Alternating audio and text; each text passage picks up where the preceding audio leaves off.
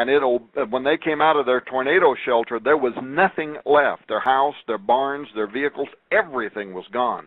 Well, then we turned around and sent those monies forward to them. Pay it forward, you know that movie? So that's what we did. And I'm very thankful to God that we are in a position where we would be able to do that. But what I'm saying is we found that there is also this other side, the real side, the true Christians. They really are there. And Steve, they're listening. They're paying attention to what we're saying. And you know it and I know it. And so we're very thankful to God that you and I have been put in a position right now as we're entering into the end of the end times, that we've been given some small opportunity to be a blessing to those people and to I haven't been a pastor for many years, but I can tell you, Steve, that in many ways you and I are pastors to these people, and we care deeply about them. And so I'd want people listening to this show to know that we're also aware of that side of the body of Christ, and we're very thankful to have the relationship, the friendship, the kinship that we have with them. Well, and I think that's well stated. And I think it's important for people to understand that basically a bishop, and in the New Testament word, you know, the admonition from Paul was like, don't give them a hard time because they watch for your souls. We're trying to tell people right now actively that the ultimate soul catcher, the ultimate soul stealer, the very dark denizens of damnation are out to release. And, you know, I get then I love the other emails, okay? The other emails I get, oh, you just sell fear to sell your books, blah, blah, blah, blah, blah. My answer to that is that, look, I have stated 100 times, maybe 200 times, the antidote for fear is knowledge, okay? Right. And when someone comes with wet pants and tries to blame me that I made them, let's say, lose control of their body functions, I mean, that's going a little bit too far. I mean, seriously, Tom, the thing is that people are scared. And I have learned this, that if God's people are destroyed for lack of knowledge, then the reverse is true, that they'll be redeemed by the implementation and the obedience to that knowledge. Well, here's some deep knowledge that David Flynn masterfully accomplished in his lifetime, in that he looked past the occult sources of these societies to try to find the secret source of Mayan, Aztec, and these other numerous cultures. You may, I was going to say this earlier. I posted a Petros Romanos article. I sent it to Donna, and she posted it, that we're running at Raiders News Update right now, where it mentioned the Mesoamerican name Amaruca. Yep. And I'm not going to talk about that, but some people believe that that's the real origin for the name America. And in that article, we pointed to the legendary source of the Amaruca and Mayan, Aztec knowledge as having been delivered according to their beliefs by the dragon of many names, most notably Kukulkan and Quetzalcoatl. But what we didn't take time to explain in that already lengthy article is how in the Mesoamerican pantheon, Quetzalcoatl is a demiurge who has descended into the underworld at this time to do, guess what, Steve, to rescue and to preserve the seed and the bones of the old ones. Absolutely. This is what we would call the remains of the giants or whatever that are in the underworld that the Bible talks about. He does that, though, in order to preserve that seed through the end of the fifth sun, the current time that we're living in now, so that it can be revived at the end of that time. Well, when does it end? December 2012.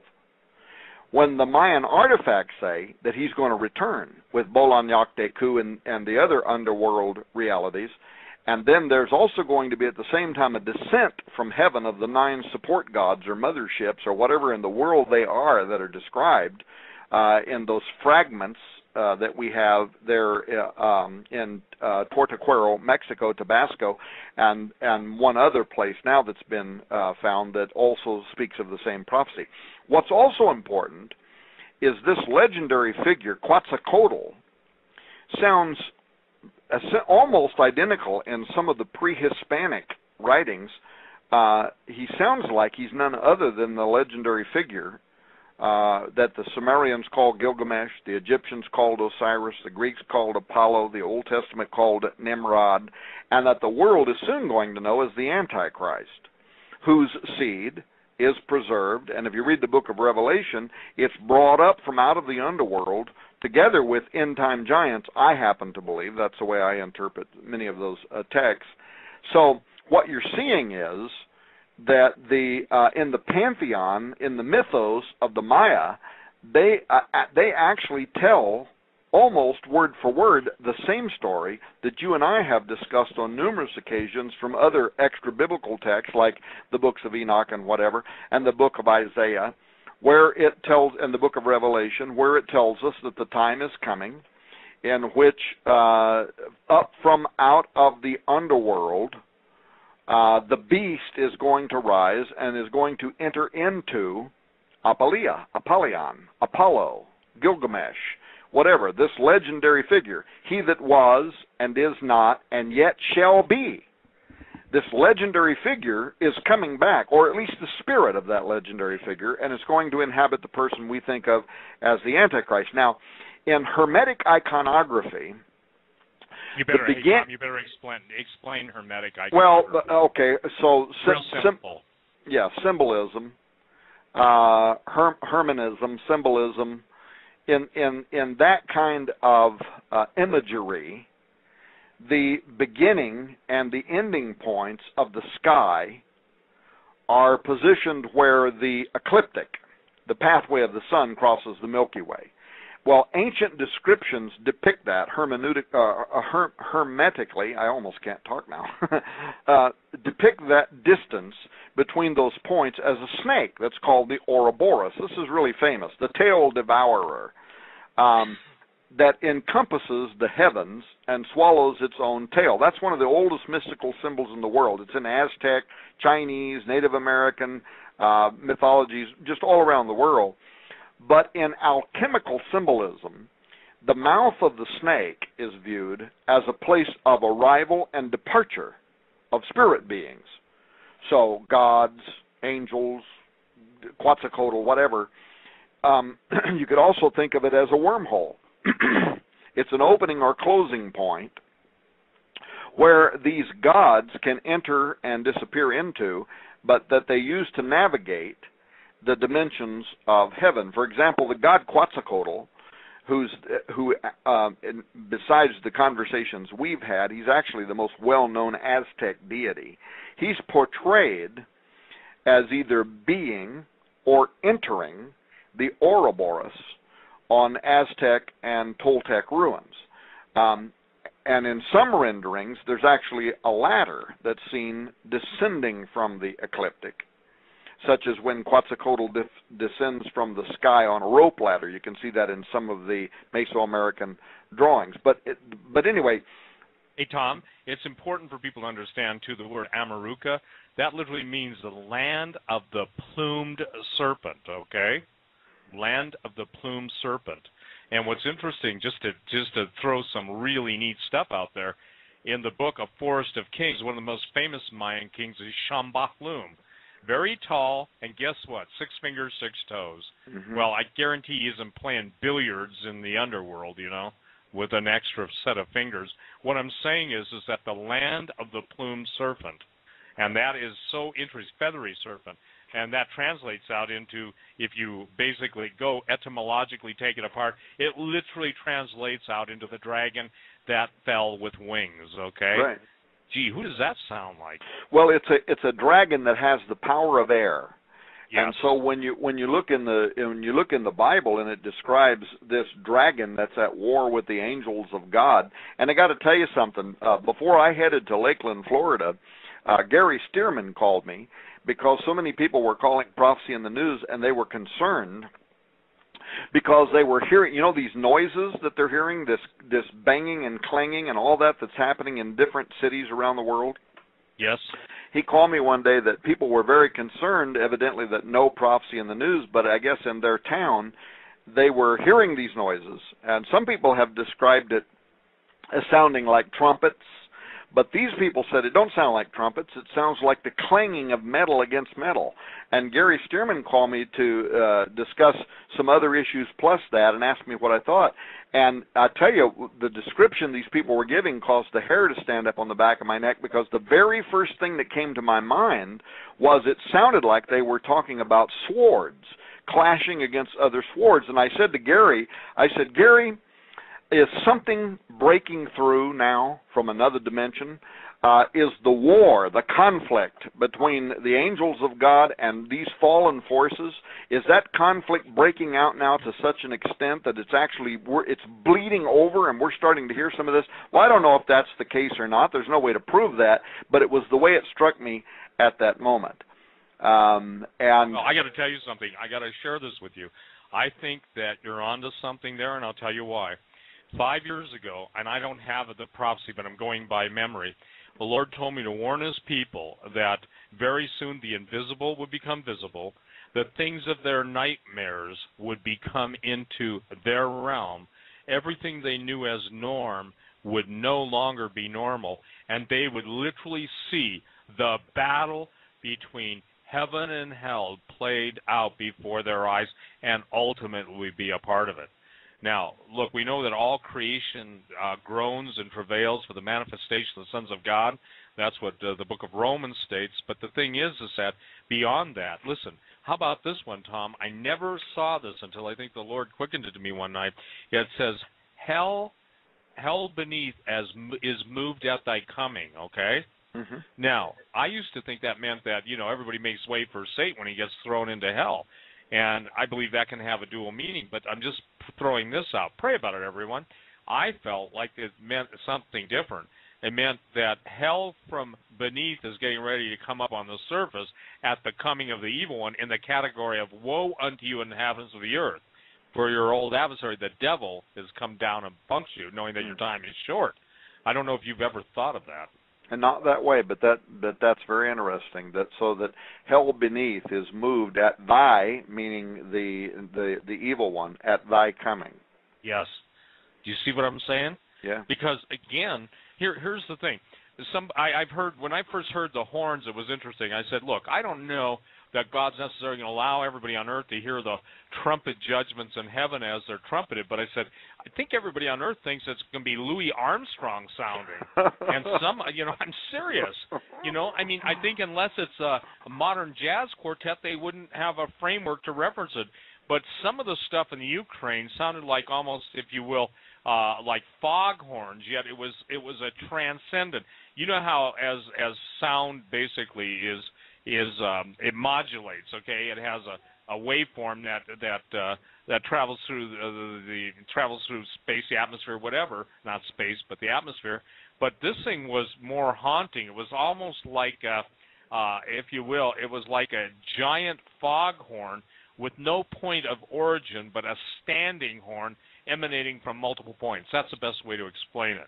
And that's just one in the Ukraine. So I guess now that everything in that 5-year-old prophecy, and by the way, if somebody's got a copy of that, would someone please email it? I've got all my tapes from every radio show I've ever done, and I just don't remember what show, and unfortunately when those are being taped, they weren't, delineated well enough. But the gist of it is the invisible's coming visible, and what you're talking about, the clashing of swords, I believe, Tom, that's not just speculation or juxtaposing your thoughts on the events. I believe that's really happening, because I can tell you that's identical, and how you described it as to the prophecy I gave 5 years ago, may have even been 7 years ago. But anyway, there is a prophecy I gave on my radio show, and like a dummy, I don't know where I put it, probably in my filing system, and who knows where that's at. But the point is that I think it's critical for people to understand the lateness of the hour. They can mock, they can sneer, they can jeer, they can deny, they can belittle, they can slander, they can damn, they can do everything they want. But that doesn't protect them from when their eyes are open and their ears are open, and something much bigger, something much more nefarious. And I can tell you this, one of the most important things that anyone has ever taught me was the Mr. Langley, sent to me by a dear friend, CIA guy said the entire purpose of transforming the Earth, and terraforming was my word, with the chemtrails, was to change the dispersion of light. When God sent the rainbow, you're going to love this, when God sent the rainbow after the flood, saying he wouldn't destroy the Earth by water again, by taking that rainbow apart, if you will, and absolutely interfering with the light realm, L-I-G-H-T realm, of the different frequencies of light, they're enabling these things that God, in essence, imagine this, imagine the rainbow as God created as being a barrier to the principalities and powers of the air. In other words, it was our, if you want to say, force field, the force of Almighty God to keep those things out of us as we tamper. And that's why the Lord says that he's going to destroy those who destroy the earth. But this man was one of the highest-ranking CIA guys, and on his deathbed, he basically had a conversation with a man I know, and that's what was given to him, the most amazing understanding of why HARP exists and all this stuff. The Mayans, the Aztecs, the Incas, the Egyptians, by the way, mummified their dead because they knew there would be a time when they'd be brought back to life. Not just, quote in the, in the Book of the Dead. They knew they were coming back. And so it's something that's important for people to understand. So what you're saying about the Mayans of 2012 seems to be the revolving door for hell on earth. That's the best way I can describe it. Yeah, and the other thing is, people who may, think that the prophecy that you gave, the conversation around what are these strange noises on the earth, whether or not those particular noises are related to supernatural conflict exists, period. Or if you don't believe that, then you deny the Bible. That angels, there are good angels and bad angels, and there is supernatural warfare that is involved right now in the world around us. But we know that in addition to the facts of basic spiritual warfare, that there is coming a time where there is going to be war in the heavens. In other words, the conflict is going to be it's going to be increased to a new level. And that was the point that when Gary, I can't even repeat exactly the words he was telling me, these people in this community and what they were hearing, and everybody was saying it sounded like trumpets, and what they were saying to him is it doesn't sound like trumpets at all, it sounds like the clanging of metal against metal. And the minute Gary said that, man, I could see angelic warfare. And the fact that it is so intense now that it is starting to bleed over from in their dimension into ours, because there still is no explanation about what these noises are. Now, it could be the government's doing experiments, it could be HARP, it could be something else. I certainly have no insight on what's going on. All I can tell you is what my first initial and immediate gut reaction was to the way it was described to me that day, and it literally caused the hair to stand up on the back of my neck, and the first thing out of my mouth was, Gary, is something starting to bleed over from the angelic realm? And it caused Gary to pause too, and then we had a conversation around that. Well, what does this got to do with what we're talking about tonight? Petrus Romanus, E.T., extraterrestrials, the Maya, Aztec knowledge, David Flynn. What it has to do with is that these Maya prophesied that their gods were going to return, and they set that year in the year 2012. And ladies and gentlemen, we're here. This is 2012. And these multiple prophecies, some of them are thousands of years old. All of them are at least hundreds of years old. And some of these predictions are from people who are very well respected within evangelical and Catholic Christianity, who esteemed these people as being people of God. Oh, one other thing, by the way, David Wilkerson, who tragically died last year, he also said, Steve, something that sounded very much like the description you were making, how that as we get nearer to the end, their manifestations would start breaking through, and people would start seeing things and hearing things that were historically unprecedented, that would illustrate that this conflict, this period of time, darkness against evil, the intensity of it would be such that it would literally start manifesting itself within our physical world. He said that in his book, The Vision, many years ago. At least I think it was in his book, The Vision. If it wasn't that, it was another prophecy. And probably now that I've said that, somebody's going to make me have to find it, which I'll do. But these cultures, they believe. So if you're talking about Viracocha of the Inca, Kulkulcan and Bolan-Yactecu of the Maya, Quetzalcoatl of the Aztec, they believed that these gods would return at the end of their calendar date, the year 2012. But what Flynn did was, first of all,